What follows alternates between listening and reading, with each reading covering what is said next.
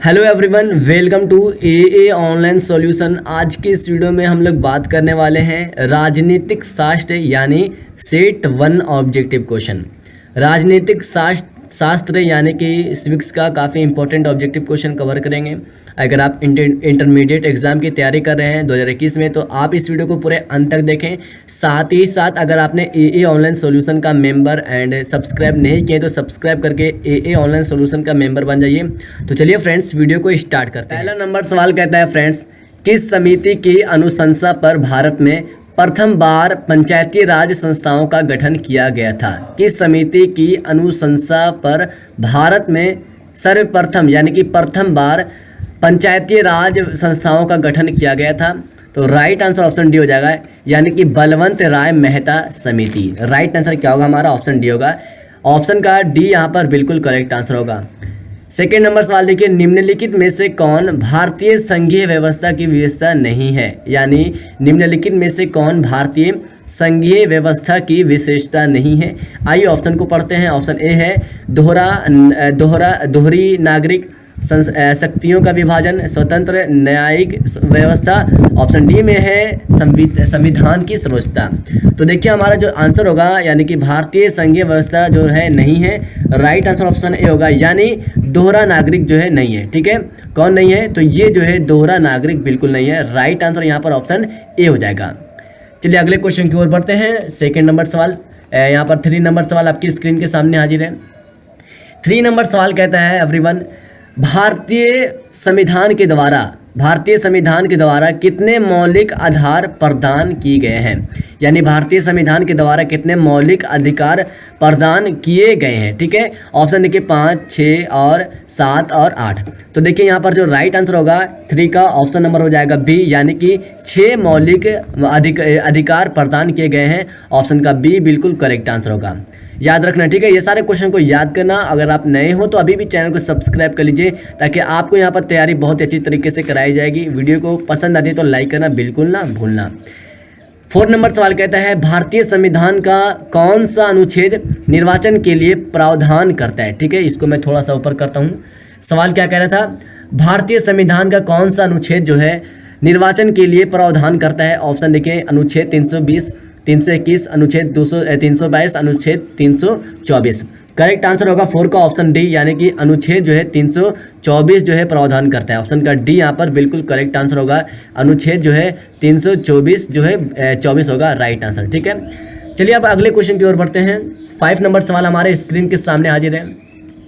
5 number सवाल कहता है, राज्यसभा में प्रतिनिधित्व होता है। राज्यसभा में प्रतिनिधित्व कौन होता है? ऑप्शन देखिए, केंद्र का, राज्यों का, ए और बी दोनों, यानी कि केंद्र और राज्य का दोनों का, इनमें से कोई नहीं। तो राज्यसभा में जो प्रतिनिधित्व जो होता है, राइट आंसर हो जाएगा हमारा ऑप्शन बी, यानी राज्यों का होता है। किसका होता है? तो राज्यों का होता है। राइट आंसर ऑप्शन यहाँ पर बी हो जाएगा।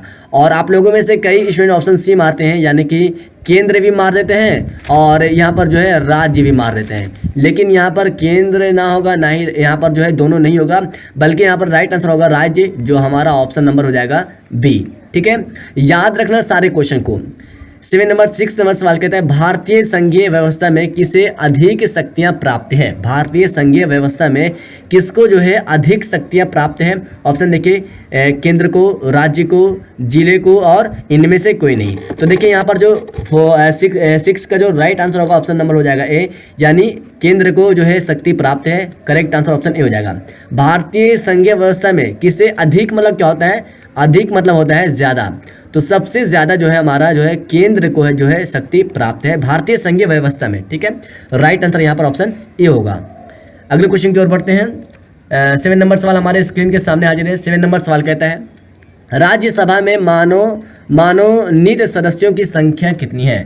राज्यसभा में मनोनीत सदस्यों की संख्या कितनी है?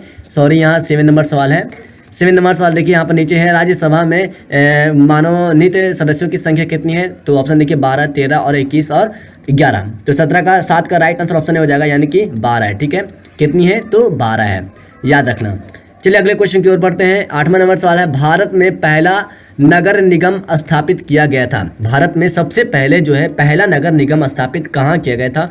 ऑप्शन देखिए, पटना, मुंबई, मद्रास और कोलकाता। तो आपको बताना है, अगर आपको राइट आंसर पता है तो बिल्कुल कमेंट बॉक्स में आंसर बताना। राइट आंसर यहाँ पर ऑप्शन सी होगा, यानी कि मद्रास में पहला नगर निगम स्थापित किया गया था। और मद्रास को आप एक तरह के जो है चेन्नई बोल सकते हो, है ना, Chennai. Right answer option C हो जाएगा। अगले क्वेश्चन की ओर बढ़ते हैं। यहाँ पर हमारा 9 नंबर सवाल स्क्रीन पर हाजिर है। क्वेश्चन कहता है, किस राज्य को हाल में विभक्त कर भारत के 19वें राज्य के रूप में तेलंगाना की स्थापना की गई थी? यानी कि भारत को हाल ही में विभक्त कर भारत के 29वें राज्य के रूप में तेलंगाना की स्थापना की थी। तो राइट आंसर हो जाएगा हमारा 9 का यहाँ पर ऑप्शन हो जाएगा ए, यानी आंध्र प्रदेश। ठीक है, क्या आंसर होगा? आंध्र प्रदेश होगा। राइट आंसर ऑप्शन ए हो जाएगा। अगले क्वेश्चन की ओर बढ़ते हैं। 10 नंबर सवाल आपकी स्क्रीन के सामने हाजिर है। 10वां नंबर सवाल देखिए, कहता है केंद्र राज्य संबंधों में प्रमुख अड़चन क्या रही है? यानी कि केंद्र राज्य संबंधों में प्रमुख अड़चन क्या रही है? तो ऑप्शन देखिए, राज्यपाल की भूमिका, अनुच्छेद 356, राज्यों की केंद्र पर निर्भरता, इनमें से सभी। तो ये इसका जो अड़चन है, प्रमुख अड़चन रही है, वो इनमें से सभी रही है। राइट आंसर ऑप्शन डी हो जाएगा। ठीक है, ध्यान से देखना, इनमें से जो अड़चन रही है वो इनमें से सभी रही है। यानी कि राज्यपाल की भूमिका भी रही है, अनुच्छेद 356, राज्यों की केंद्र पर निर्भरता ये भी रही है। ठीक है, राइट आंसर ऑप्शन यहाँ पे डी हो जाएगा। अगले क्वेश्चन की ओर बढ़ते हैं। यहाँ पर अगला क्वेश्चन क्या कहता है, देखिए 11 नंबर सवाल आपके स्क्रीन के सामने हाजिर है। भारतीय संविधान का 73वां संशोधन संबंध है। भारतीय संविधान का 73वां संशोधन जो है वो किससे संबंध है? तो राइट आंसर हो जाएगा हमारा ऑप्शन नंबर बी, यानी कि पंचायती राज से संबंध है। ऑप्शन का बी होगा, पंचायती राज से संबंध है। राइट आंसर यहाँ पर ऑप्शन नंबर बी हो जाएगा। चलिए अगले क्वेश्चन की ओर बढ़ते हैं। और यहाँ पर आपका 12 नंबर सवाल स्क्रीन के सामने हाजिर है। छोटा इसको नीचे करते हैं जरा सा। ठीक है, 12 नंबर सवाल देखिए, कहता है 12 नंबर सवाल, भारत में गैर कांग्रेस सरकार के पहले प्रधानमंत्री कौन थे? भारत में जब गैर कांग्रेस सरकार हो गया था उससे पहले भारत में प्रधानमंत्री कौन थे? तो ऑप्शन देखिए, चंद्रशेखर, मोरारजी देसाई, बीपी सिंह, आई के गुजराल। ठीक है, तो यहाँ पर 12 का राइट आंसर ऑप्शन भी हो जाएगा, यानी कि मोरारजी देसाई सॉरी, यहाँ पर मोरारजी देसाई होगा। ठीक है, क्या होगा देखिए यहाँ पर लिख देता हूँ, मोरारजी देसाई होगा। राइट आंसर हमारा ऑप्शन नंबर हो जाएगा बी। ठीक है, चलिए अगले क्वेश्चन की ओर बढ़ते हैं। 13 नंबर सवाल आपके स्क्रीन के सामने हाजिर है। सर्वोच्च न्यायालय के न्यायाधीश की नियुक्ति कौन करता है? चलिए इसका आंसर जो है आप कमेंट बॉक्स में देंगे। ये बिल्कुल आसान आंसर है। आई होप ये क्वेश्चन जो है आपने क्लास 10th में पढ़े होंगे। तो फटाफट इसका आंसर कमेंट बॉक्स में दे दीजिए सभी छात्र। ऑप्शन ए कहता है क्या, देख लीजिए, प्रधानमंत्री, मंत्रिमंडल, और यहाँ जो है राष्ट्रपति और उप राष्ट्रपति। तो यहाँ पर जो है 13 का करेक्ट आंसर हो जाएगा ऑप्शन नंबर सी, यानी कि न्यायाधीश की नियुक्ति जो करता है उपराष्ट्रपति, न्यायाधीश की नियुक्ति कौन करता है? राष्ट्रपति करता है। ऑप्शन का सी बिल्कुल करेक्ट आंसर होगा। क्या आंसर होगा हमारा? ऑप्शन का सी बिल्कुल करेक्ट आंसर होगा। चलिए अब देखते हैं 14 नंबर सवाल की ओर बढ़ते हैं। 14 नंबर सवाल जो कहता है हमारा, देखिए, भारतीय संविधान का कौन सा अनुच्छेद संसद के संयुक्त अधिवेशन की अनुमति देता है? भारतीय संविधान का कौन सा अनुच्छेद जो है वो संसद के संयुक्त अधिवेशन की अनुमति देता है? तो यहाँ पर जो है 14 का राइट आंसर ऑप्शन सी हो जाएगा, यानी कि अनुच्छेद 111 जो है संयुक्त अधिवेशन की अनुमति देता है। ठीक है, अनुच्छेद जो है 111 जो है ये क्या करता है? संयुक्त अधिवेशन की अनुमति देता है। 15 नंबर सवाल आपके स्क्रीन के सामने हाजिर है। निम्नलिखित में से कौन एक संवैधानिक संस्था नहीं है? निम्नलिखित में से कौन एक संवैधानिक संस्था नहीं है? तो देखिए यहाँ पर जो है ऑप्शन ए देखिए, नीति आयोग, वित्त आयोग, संघ लोक सेवा आयोग, चुनाव आयोग। तो यहाँ पर 15 का जो है करेक्ट आंसर होगा option number A, NITI Aayog. ठीक है, क्या आंसर होगा? ऑप्शन ए होगा, यानी कि निम्नलिखित में से एक संवैधानिक संस्था नहीं है।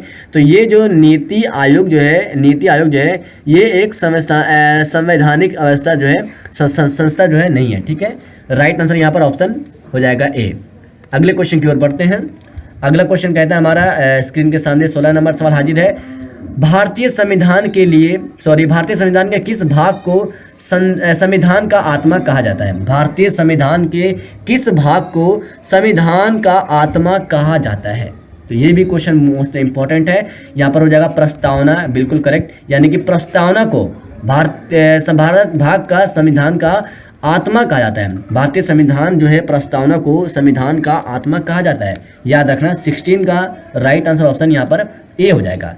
ठीक है, चलिए अगले क्वेश्चन की ओर बढ़ते हैं। 17 नंबर सवाल कहता है संविधान सभा के अध्यक्ष कौन थे? संविधान सभा के अध्यक्ष कौन थे? ऑप्शन देखिए, doctor Bhimrao Ambedkar, doctor Rajendra Prasad, doctor Radhakrishna, इनमें से कोई नहीं। तो यहाँ पर करेक्ट आंसर क्या होगा? सभी लोग यहाँ पर आंसर दीजिए। 17 का राइट आंसर यहाँ पर क्या होगा? तो यहाँ पर ऑप्शन बी होगा, यानी कि डॉक्टर राजेंद्र प्रसाद। संविधान सभा के अध्यक्ष कौन थे? डॉक्टर राजेंद्र प्रसाद थे। ऑप्शन का यहाँ पर बी बिल्कुल करेक्ट आंसर हो जाएगा। तो चलिए हम अभी जो है अगले क्वेश्चन की ओर बढ़ते हैं। हमारा अगला क्वेश्चन स्क्रीन पर हाजिर है। 18 नंबर सवाल है, संविधान द्वारा किस भाषा को राज्यसभा का दर्जा दिया जाता है? संविधान द्वारा किस भाषा को जो है किस भाषा को सभा का दर्जा दिया जाता है? राज्यसभा का दर्जा दिया जाता है। करेक्ट आंसर होगा ऑप्शन सी, यानी कि हिंदी को जो है राज्यसभा का दर्जा दिया जाता है। ऑप्शन का सी बिल्कुल करेक्ट आंसर होगा। ठीक है, 19 नंबर सवाल को देख लेते हैं। 19 नंबर सवाल हमारे स्क्रीन के सामने हाजिर है। देखिए, भारत संयुक्त संघ का सदस्य कब बना? भारत संयुक्त राष्ट्रीय संघ का सदस्य कब बना? तो ऑप्शन देखिए 1945, 47, 50 और 1952। तो भारत संयुक्त राष्ट्रीय संघ का जो सदस्य बना था वो बना था ऑप्शन का सी, यानी कि 1950 ईस्वी में बना था। क्या आंसर होगा? ऑप्शन का सी होगा। 1950 ईस्वी को, है ना, भारतीय संयुक्त राष्ट्रीय संघ की स्थापना बना था।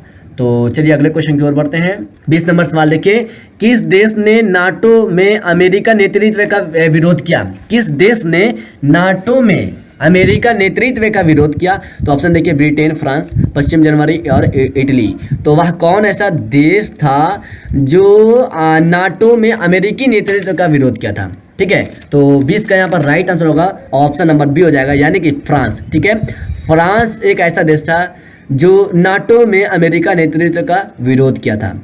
राइट आंसर ऑप्शन यहाँ पर हो जाएगा बी। चलिए अगले क्वेश्चन की ओर बढ़ते हैं। 21 नंबर सवाल हमारे स्क्रीन के सामने हाजिर है। सौराष्ट्र किस राज्य का अंग है? सौराष्ट्र जो है वो किस राज्य का अंग है? ऑप्शन देखिए, महाराष्ट्र, राजस्थान, कर्नाटक, गुजरात। तो राइट आंसर हो जाएगा हमारा 21 का ऑप्शन डी, यानी ये जो है गुजरात का है। डी करेक्ट आंसर होगा। ठीक है, चलिए 22 नंबर सवाल की ओर बढ़ते हैं। किस देश के प्रभुत्व